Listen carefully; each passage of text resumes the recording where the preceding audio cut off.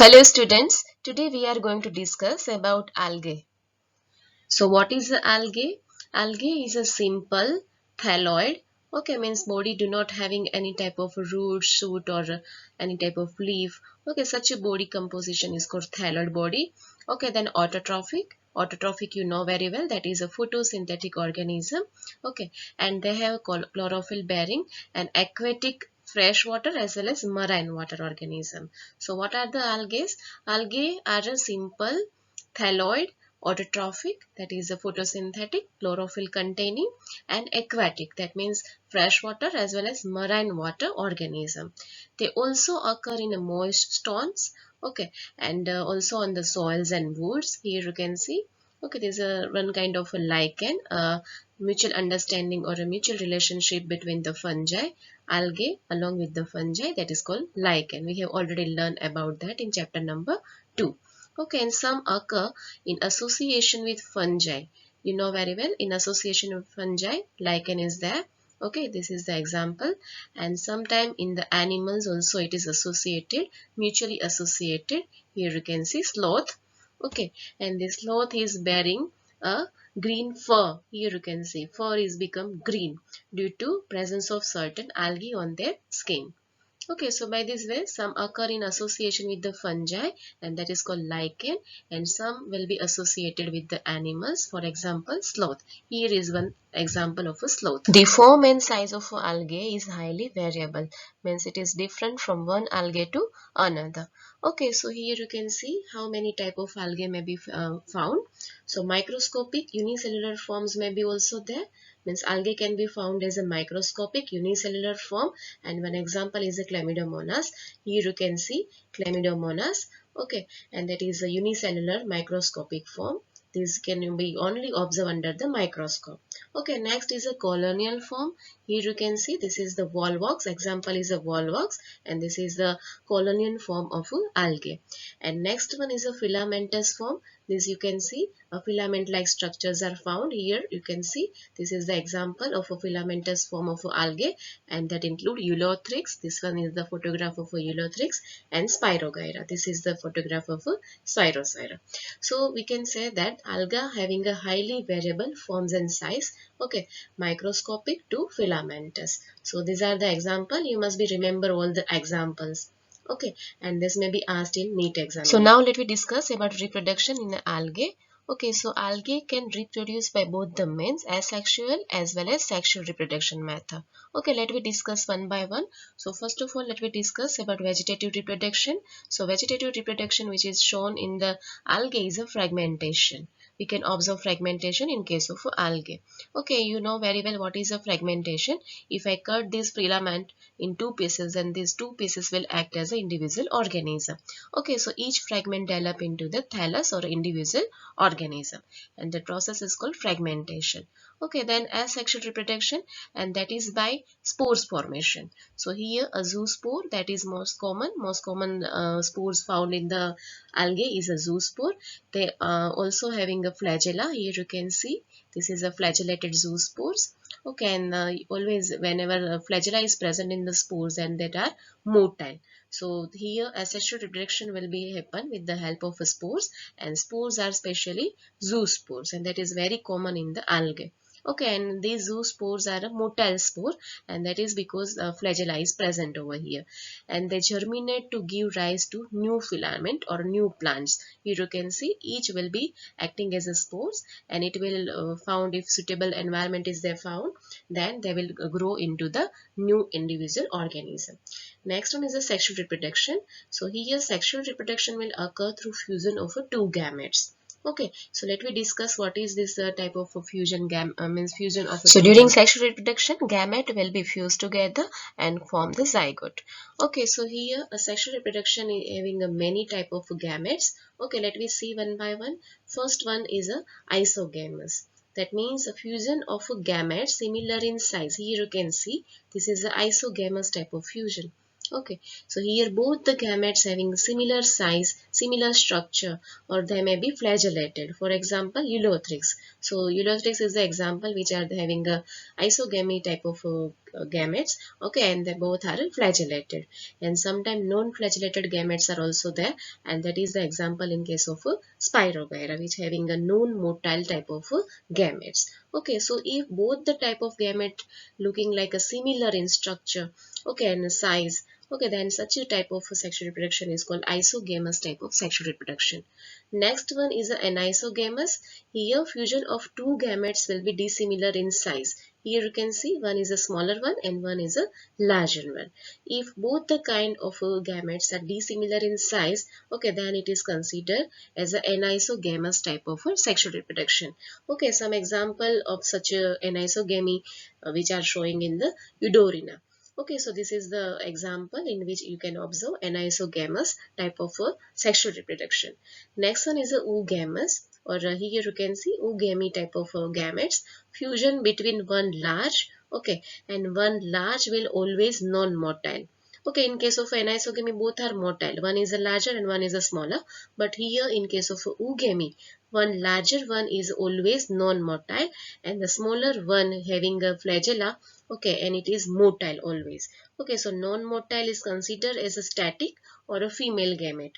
Okay, and the smaller one is a motile having a flagella, and it is considered as a male gamete. Okay, such an example of oogamy will be observed under this type of species, and that is volvox and fucus. Okay, so oogamy can be observed in the volvox and now let me discuss about some benefits of algae. So very good example of a benefit is photosynthesis. Okay, this is very important contribution of algae to the earth. Okay, why? Because it will fix half of the total CO2 present on the earth. Okay, and increase the level of a dissolved oxygen. This is very good contribution towards the earth. Okay, so algae can do photosynthesis and they will fix the half of the total CO2 present on the earth. Not only this, even along with this, they will increase a level of a dissolved oxygen. Okay, second benefit of algae is they are primary producer. Here you can see they are primary producer and they will very basic food for the other organism. Okay, they are primary producer and the basis of the food cycle. So each food cycle of a aquatic region, okay, may be initiated with the algae. Okay, especially in the aquatic animals. Here you can see algae is a base, then they will be used as a food by other organisms, and this algae is responsible for the basis of any type of food cycle present in the aquatic animals. Okay, so they are very important primary producers. Third important thing about algae is about 70 species of marine algae are used as a food. Okay, for example, Porphyra, here you can see Porphyra photograph, then Laminaria, okay, here one, then Sargassum, these all are used as a food. Okay, so more than 70 species of marine algae are used as a food. Okay, then fourth one is agar, that is from Gelidium. Okay, this is a Gelidium algae. Then Gracilaria, here this one is a Gracilaria. From both these algae we can get agar-agar powder. Okay, and that may be used to grow microbes in the cultural labs and ice cream and the jellies. Okay, they can be also used as ice cream inside the ice cream and jellies. Okay, for the food preparation. Even in the cosmetic they may be used. Fifth benefit of algae is some marine brown and red algae produce hydrocolloid. Okay, some marine brown or red algae can produce hydrochloride, that is a water holding substances. Okay, for example, algin, that is a brown algae, and carrageen from the red algae. Okay, and these are commercially used. Okay, so this product is very important for the commercial purpose. Sixth benefit of algae is a protein rich unicellular algae like chlorella, spirulina. We have already discussed about SCP, that is a single cell protein. So algae can be used as a single cell protein. Okay, because they are protein rich unicellular algae. Okay, and they may be used as a single cell protein. We have already learned in chapter number 10. Okay, so chlorella and the spirulina, both type of algae can be used like this. Okay, and are used as a food supplement by space travelers also. So here in this slide you can see classification of algae. So majorly algae can be classified into three classes. Okay, first one is a chlorophyceae. These class of algae contain green pigmentation, and that's why they are considered as a green algae. Okay, second one is a phaeophyceae. This group of class of algae contain brown color pigment, and that's why they are considered as a brown algae. Okay, and next one, third one is a rhodophyceae. This group having a red color pigmentation, and that's why they are considered as a red algae. So classes of algae include green algae, brown algae, and red algae. Better we can say as a chlorophyceae, phaeophyceae, and rhodophyceae. Okay, so each class of these algae we will discuss in detail in next lecture. So this is your homework for today's lecture, and before we finish this lecture, let me summarize whole topic by using one animation video. So look at this video. You must have often seen a slimy green layer on rocks lying close to the sea. This green layer is algae.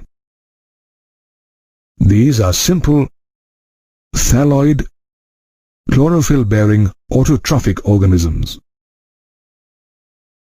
You can spot algae growing on moist rocks and stones, in marine and freshwater, and on wood. Algae come in different forms and sizes. For instance, Chlamydomonas is unicellular, whereas Volvox is of colonial form, and Spirogyra is filamentous. On the other hand, kelps form massive plant bodies. Algae reproduce through vegetative, asexual, and sexual methods. Vegetative reproduction occurs by the process of fragmentation, wherein each fragment develops into a thallus, while asexual reproduction takes place through spores like zoospores. These spores are flagellated and germinate into new plants. During sexual reproduction, two gametes fuse to form a new organism. Based on the size of the gametes, sexual reproduction can be further divided into isogamous, anisogamous, and oogamous reproduction. When the fusion is between two gametes of similar size, the reproduction is called isogamous. The gametes in this case can be flagellated, as in Chlamydomonas, or non-flagellated, as in Spirogyra. When fusion takes place between two gametes of dissimilar size, the reproduction is termed as anisogamous. Oogamous is a fusion between a large, non-motile female gamete and a small, motile male gamete. Algae perform a wide variety of functions. They carry out carbon dioxide fixation and also increase the level of dissolved oxygen in their immediate surroundings through photosynthesis. They produce energy-rich compounds that form food for aquatic organisms. Algae are also used for commercial purposes. For instance, agar, obtained from Gelidium and Gracilaria,